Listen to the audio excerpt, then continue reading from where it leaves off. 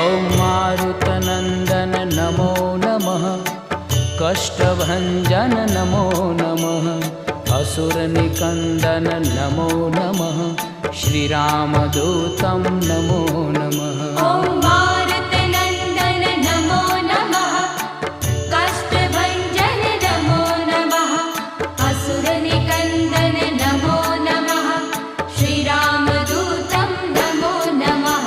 ॐ मारुतनन्दन नमो नमः, कष्टभञ्जन नमो नमः, असुरनिकन्दन नमो नमः, श्रीरामदूतं नमो